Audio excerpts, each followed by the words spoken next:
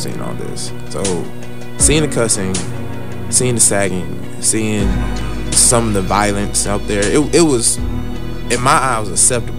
But having a mother who had a strong Christian background told me better. She told me how you have to respect your elders, you have to be mindful how you dress, you are always being watched no matter what you're doing.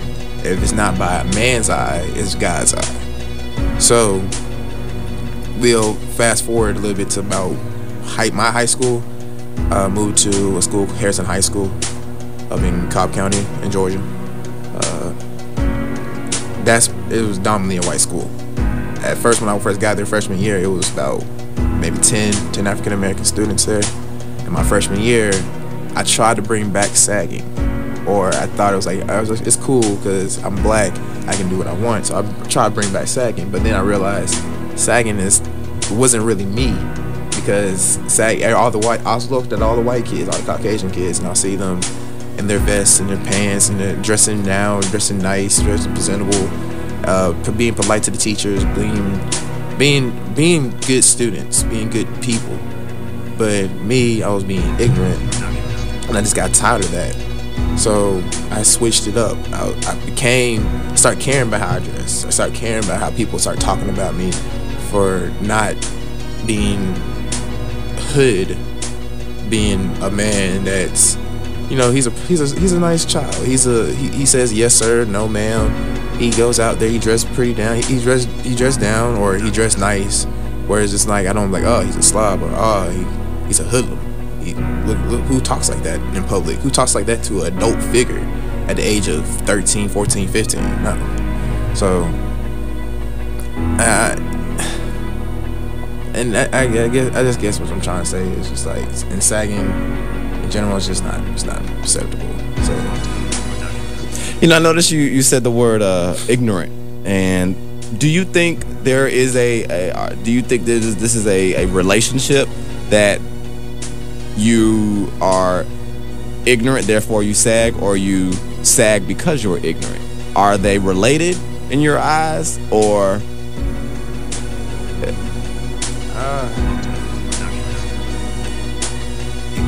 We associate sagging with ignorance because people say, like, well, he's sagging, he just obviously don't care about himself. Obviously, you see people who sag, they live in low income areas. They're drug dealers. They're how I say, CJ from San Andreas, from the game. They going out there robbing, beating up people, raping, killing, doing all this other stuff. You don't think that people who sag live in wealthy suburbs? See, and that's the thing is, there are people who sag who live in wealthy areas, but we associate people who sag who just shows their stuff off in public. It's like, oh, he obviously doesn't care about himself, so he obviously does not live in $1 million mansion, or a nice community, or anything like that. Isaiah? I think they just don't know. They just don't know any better. Who is they? The people who sag. I think they just don't know any better. So I think that's why they sag. Do you associate sagging with ignorance?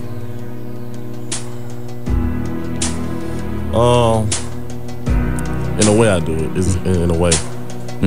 Some people know better. They just want to fit in. So they just want to fit in. Jaleel, this really brings me back to the show that you came on for the first time back on September 21st, when we had the show about men, their struggles, their strides, and their desires to improve. We had that conversation. We talked about how hard it is for men to try to kind of stand out as men and to actually be their own. That was one of the things that we talked about, and sagging was a small portion of that show. Let me ask you something, Isaiah. I know, do you consider yourself a sagger? Do you sag? I don't sag in dress clothes or anything, but if I have on like the designer belt with some jeans, I might sag a little bit. It's not like so far that you really can recognize it, just a little bit to show off my belt.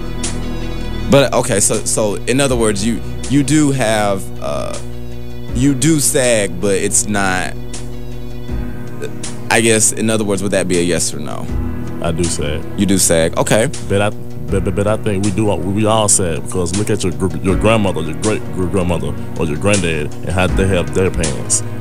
It's a little bit beneath their belly button, so we don't wear our pants like that now. So technically, we all sag in our own way. Okay, so I noticed I know you told me that you said you come from a rough neighborhood, a rough area. Some people call it the hood, or some people call it the ghetto. When you're somewhere and you're sagging, is it hard to walk?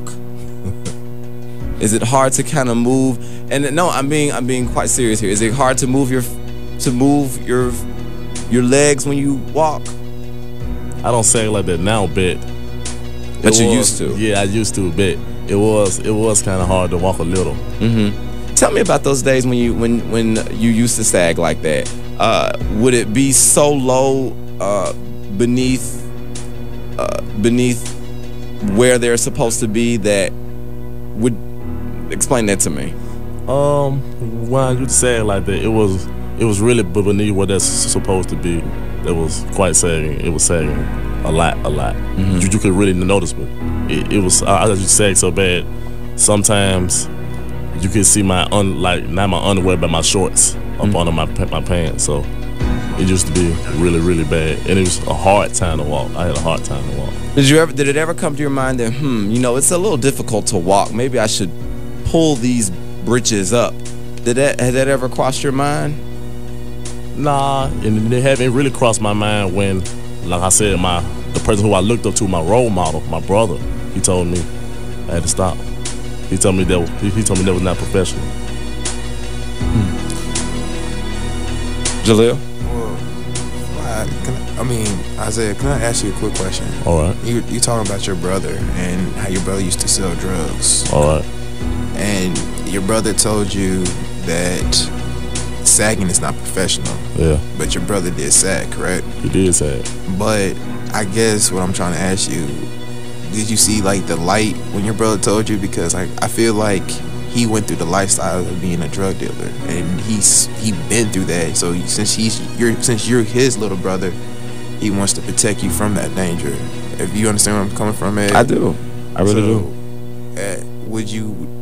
Are you now taking heed of advice from your bro? Yeah, I took his advice. I really did take his advice. It was hard, at first, because you got to learn from your own mistakes. But I really did, took his advice because I really did look like he was my role model. So I really did look up to him. If he said if he said run around the block, I would literally run. So he told me to pick up my pants. I picked my pants up. So I really did listen to him. If you mind me saying this one more time, ask you a question. You say that your brother was your role model. Yeah. But did your brother know that you was or you looked up to him? Because if your brother was sagging and you looked up to him, what he did, his actions, and if he told you to do something, would you not do it? Repeat the question again. Okay. What I'm asking is, if you looked up to your brother, all right, and he was out there selling drugs, or at the time started selling drugs, he was sagging his pants, and you mimicked the same actions that he did, correct? Okay. Now, let's look at you now, and I'm not bashing you or nothing. Just get me. Just come at. But do you think there's other children out there looking at you and what you're doing, how you dress? Yeah, I really do. I know. I could take it back to 3 years ago. A kid said he really did look up to me. He really did love the music I was putting. I had a meaning to it. So I really do feel like kids look up to me, and I need to be a role model. Isaiah, let me ask you something. All right. A lot of people associate sagging. They associate it with being a thug or being a gangster or being someone who isn't of the best mold in jail. So if you're sagging and someone automatically assumes that you're someone of that nature, someone of that caliber, that you're this thug or that you're this gangster or that you're this hoodlum, criminal, whatever word that you want to use, how does that make you feel? and they have the vision of you the vision of you sagging to validate them, to validate those ideas. People are gonna feel however they want to feel in life. They're gonna talk about you. It doesn't matter. It's just all opinion to me. I really don't take in what people think about me. So if someone were to look at you and say, "Oh, you're a thug, you sag," that wouldn't bother you? It's their opinion. It's their opinion. You know, I can remember you all. I know on this show, you know, like I said, ever since we started this show almost 15 months ago, I have always tried to bring myself to a point of kind of admitting my mistakes, admitting my faults and my downfalls over the years. I used back in later middle school, early high school, I used to sag. I did, not because I was a thug or anything like that. It was just because I just did it because I thought it was cool. I did it mostly throughout my 8th grade, 9th grade years, and I started to kind of wean myself out of the fashion of sagging around the 10th grade. I don't know what it was about 10th grade, but for some reason there was something about my 10th grade year that just said, you know what? I don't think I'm getting any younger. I'm starting to become an adult now. Some changes need to come about in my life. It was something about 10th grade year. I just don't know what it was. And I was 15 years old, and I just stopped doing it. I guess because it stopped becoming comfortable. I guess my mother, I don't know, maybe knocked me upside the head a couple times. I'm not sure what it was, but I just didn't do it. Now I did it because I thought it was cool. So in where you come from, in Birmingham, Alabama, is there a purpose for sagging? Because where I'm getting at here is that where you come from in the area of life that you have lived, is there a purpose behind the sagging? It is a purpose behind sagging. Where I'm from, I can say Angela. I'm from Angela. Well, the purpose of sagging in my circle, it was like we sagged to let people know we didn't have drugs. You get what I'm saying? We said in the other circle, it's like a baseball team. You know how like the coaches do different signals to let people know, to let their team know to steal, to stay, to bunt. It was like that. So we did like different